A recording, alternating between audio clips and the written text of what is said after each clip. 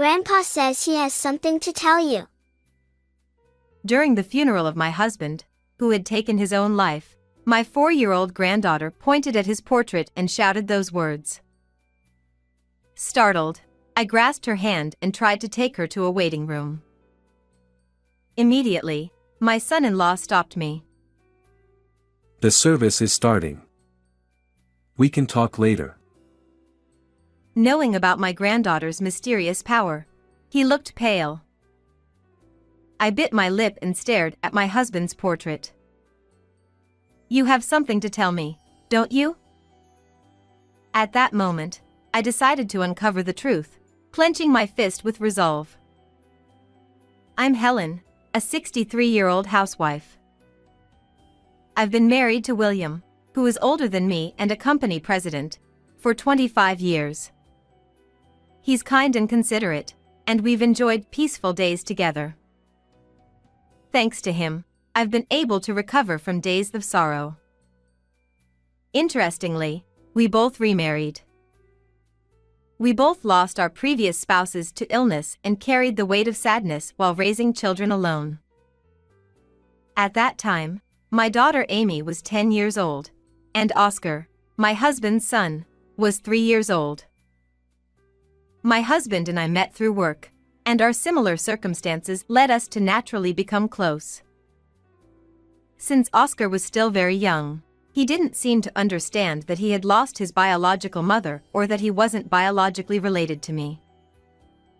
After we got married, he quickly bonded with my daughter and they lived together as if they were real siblings. We were a happy and joyful family, but everything changed when Oscar entered junior high school. Up until then, Oscar had grown up believing that I was his biological mother. However, he learned the truth from a tactless relative. So you were pretending to be my mother, even though you're just a stranger? I didn't mean for it to be like that. I was going to tell you when you got older, and I've always cared deeply about you. They're just words. You're just a liar. After that, Oscar continued to rebel against me and went through a rough period. However, he finally settled down around the time he graduated from university and joined my husband's company. It seemed that being told by my husband that he would groom him as his successor gave him encouragement. Mom, I was wrong. I'm going to turn over a new leaf and do my best from now on. I still remember feeling relieved as I watched my son say this with shining eyes. Meanwhile, Amy, who had started working at my husband's company earlier, married her colleague John. He is a smart and capable person who excels at his job. Both my husband and I felt reassured knowing our daughter was in good hands with John. Shortly after, Amy became pregnant, and we eagerly awaited the birth of our grandchild. However, an unexpected tragedy struck our family. Amy passed away due to complications from a difficult childbirth, succumbing to severe bleeding. Her last words, almost like a whisper, were, "Please take care of the baby." Oh no. Amy. I couldn't accept the fact my daughter passed away and was frozen in disbelief. During that difficult time, my son Oscar gently comforted me. Mom, stay strong. I'm here for you. I wanted to be by the side of the child my daughter had brought into the world, but my son-in-law insisted on raising the child by himself. Raising a child on your own is tough. Besides, you have a job. Can't we at least help out while the baby is still little? Thank you. But Amy took my hand and asked me to take care of the baby. I'll do my best. But I suggested it with good intentions, but John firmly refused my help. Unable to insist against his decision, I chose to silently watch over them. My granddaughter was named Olivia and she grew up lively and healthy, despite my worries, reaching the age of 4. She was an adorable child who resembled Amy. Around that time, John started occasionally leaving Olivia with us.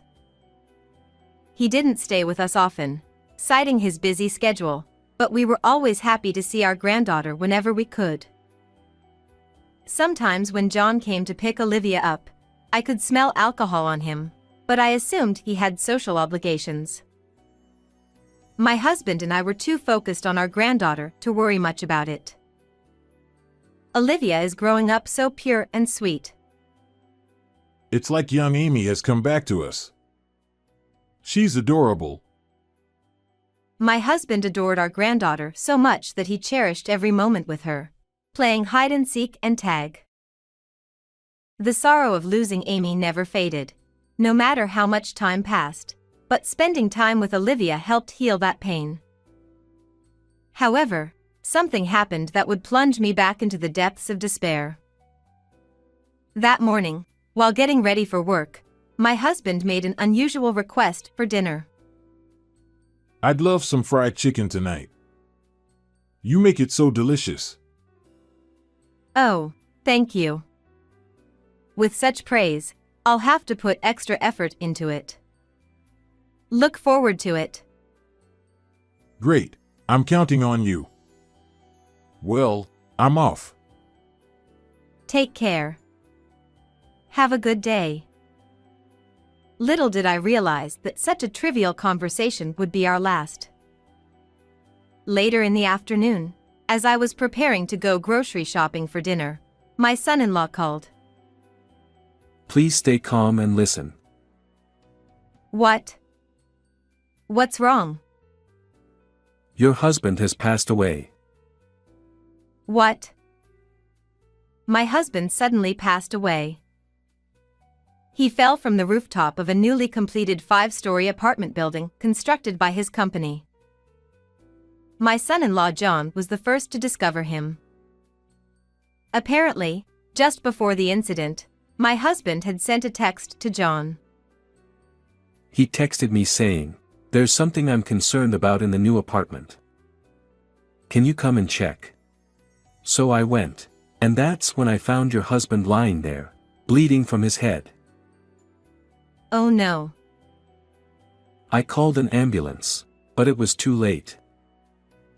I rushed to the hospital by taxi, but instead of being guided to a hospital room, I was directed to the morgue. I desperately called out to my husband, who was cold and covered in a white sheet. "Please. Open your eyes." Feeling lost and in tears, Oscar, who arrived later, held me tightly in his arms. Dad, if you had any worries, you should have talked to us. It's not good to keep things to yourself. What?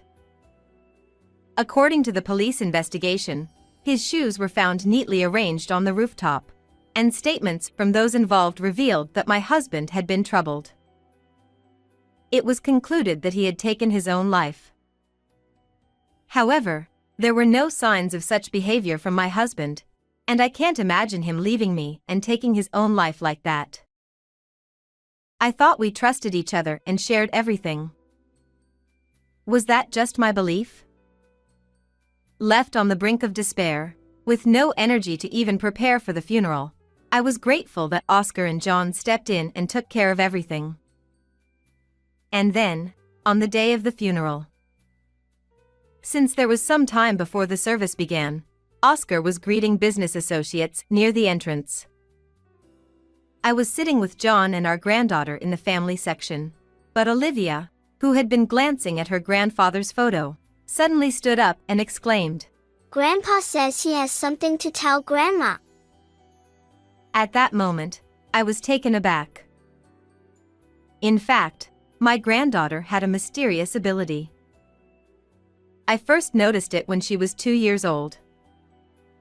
When we took her to visit Amy's grave, she exclaimed, "Mommy," and started chatting as if she could see her mother right there. Moreover, the details my granddaughter mentioned were things she couldn't possibly have known, so both my husband and son-in-law got shocked. When she was 3 years old, something similar happened. The old lady next door is saying to help the dog.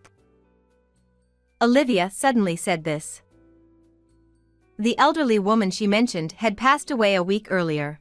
So I found it strange, but I decided to check her house, and found a dog chained up and had been barely moving inside its doghouse. It seemed that my granddaughter had the ability to communicate with the deceased.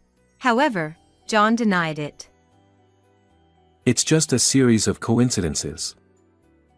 Olivia simply enjoys her imagination. Please don't mention this to anyone else.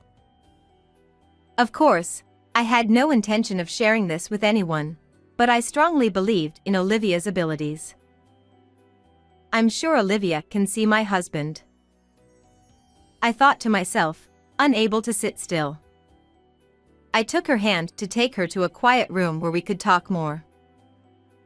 However, my son-in-law stopped me firmly. It's before the funeral. We can talk later. He usually was gentle, but now he had a stern expression and looked pale. John tried to take Olivia to his side, but she resisted and didn't leave my side. Holding Olivia's hand, I gazed at my husband's photo and spoke to him in my mind. You have something to tell me, don't you? That's right.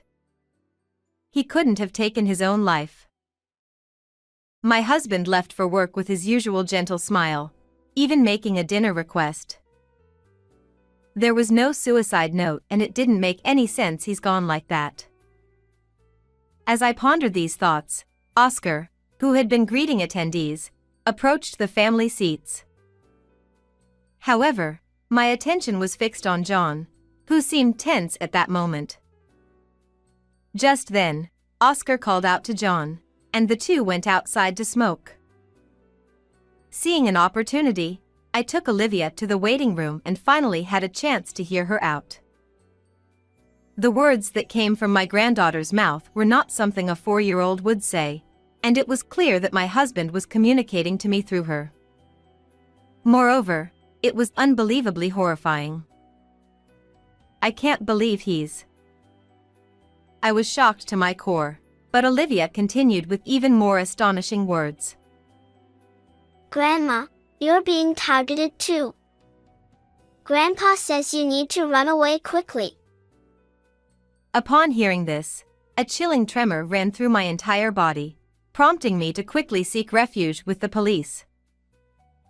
However, upon further reflection, I realized there was no evidence to support Olivia's story.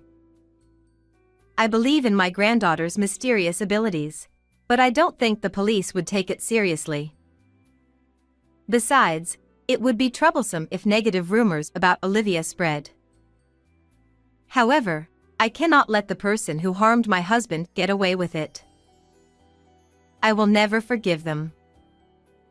With determination, I returned to the venue. After that, many people who had connections with my husband gathered at the funeral to pay their respects. Then, during the time for the eulogy, Oscar stood before everyone, tears streaming down his face. My father was a kind and reliable business leader. It's heartbreaking to see him gone like this. I wish I had noticed his struggles sooner. Dad, I'm sorry. I'll take care of the company from now on. Oscar struggled to speak through sobs, and the sound of weeping from attendees began to fill the room. At that moment, I made up my mind and stood up, and asked the host for the microphone. Thank you all for taking the time to come here today for my husband. He's saying he has something to tell everyone, so I will speak on his behalf. Hey, Mom. What's going on? Are you okay? My son-in-law stared at Oscar with a fearful expression as he spoke to me in concern. As Olivia ran over to me and held my hand, the attendees began murmuring, "Speak on behalf of the deceased president? Is she delusional?" I raised my voice loudly to cut through the commotion in the room.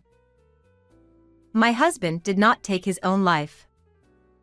He was pushed from the rooftop of the apartment building by someone, The shocking words that came out of my mouth instantly froze everyone in the room. "It was you," I shouted, pointing at the person. It was Oscar. What are you talking about? Amidst the chaos of the bewildered attendees, my son's calm expression suddenly turned into the face of a villain. Are you trying to frame me? Oscar continued to shout afterward, claiming that because I was his stepmother, my aim was to secure the inheritance for Olivia, who is my daughter's child. Upon hearing this, the attendees collectively looked at me with disapproval. That's terrible. Just because there's no blood relation, accusing him like that. Whispered voices murmured around me. Feeling that everyone in the room was on his side, Oscar smirked and continued to press me further. The police concluded that Dad was tormented and took his own life. I'm innocent. There was no evidence that my husband was tormented. You were the only one who testified that to the police. Dad told me so.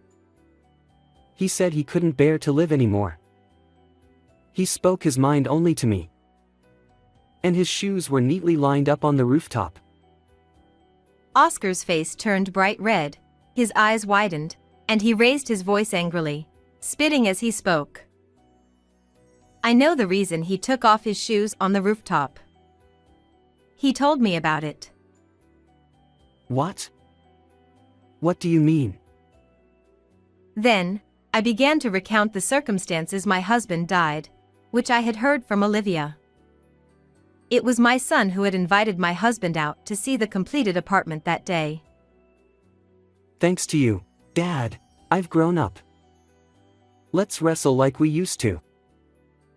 When they got to the rooftop, he took off his shoes and encouraged my husband to do the same.